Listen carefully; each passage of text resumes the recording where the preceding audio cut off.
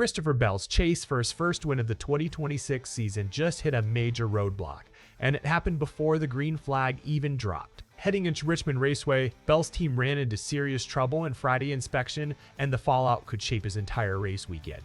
Here's what went down. And hey, real quick, if you are a true NASCAR fan like me, go ahead and drop a like and subscribe to the channel. NASCAR Nation news is just getting started. We are pushing for our next subscriber milestone, and it's all about real talk from fans who live this sport every week. All right, let's get into it. Let's start with the big issue. Christopher Bell's number 20 car failed inspection, not once but twice on Friday, and in the NASCAR Cup Series, that's not something you can just brush off. 2 failed inspections come with real consequences, and Bell's team is now dealing with the fallout heading into Saturday's race. The news actually broke through Sirius XM NASCAR radio reporter Kelly Crandall. She confirmed that NASCAR verified Bell's car failed inspection twice. As a result, car chief Chris Sherwood has been ejected from the event. On top of that, the team has lost their pit stall selection for the race. So let's break down what that actually means for Bell. First, losing your car chief is a big deal. You know, the car chief is one of the most important leadership roles on a NASCAR team. He's the one overseeing the mechanical side of things, trackside. Without him for the weekend, that's a real void for the number 20 team to fill on short notice. Second, pit stall selection. This might not sound as dramatic, but at a track like Richmond, it actually matters a lot. Richmond's pit road is tight, really tight. So having a good pit stall can make a real difference during green flag stops and late race strategy. Losing the ability to choose that stall puts Bell and his crew at a disadvantage before the race even starts. Now, here's the part where Bell actually caught a break. NASCAR's inspection policy says that if a car fails a third time, the driver is hit with a pass-through penalty at the start of the race. Bell did not fail a third time, so that penalty was avoided. But here's the thing. Richmond is a 3/4 mile short track.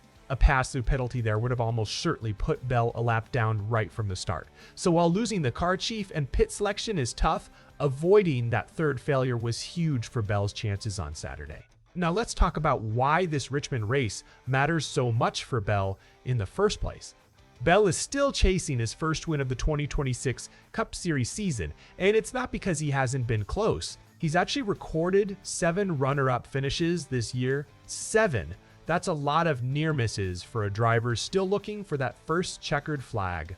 As for Richmond specifically, it's actually been a strong track for him historically. He's never won there, but in 10 career starts at Richmond, Bell has posted 4 top 5 finishes and 7 top 10s. So the results have been there, just not that final step to victory lane. Let's shift to where Bell stands in the bigger picture this season. With 3 races left before the chase begins, Bell currently sits 5th in the Cup Series points standings. Across 23 starts this year, he's recorded 10 top 5 finishes and 11 top 10s.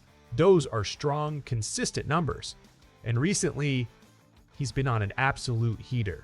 In his last 6 races, Bell has posted 5 top 5 finishes. 4 of those 5 were runner-up results. So close, over and over again. Just last week at Iowa, Bell was right on the bumper of his own Joe Gibbs Racing teammate Ty Gibbs, battling for the win. But once again, he came up just short. Here's something worth pointing out too. Bell is currently the only Joe Gibbs Racing Cup Series driver without a win in 2026. To put that into perspective, Denny Hamlin leads the organization with 4 wins this season. Ty Gibbs has 2, and Chase Briscoe has 1. Bell, despite being a 13-time Cup Series race winner in his career, is still looking for that first trip to victory lane in 2026. So now it all comes down to Saturday. Bell heads into Richmond without his car chief, without pit stall selection, but with a car that avoided the worst-case penalty, and a driver who's been running near the front for weeks. So here's the question.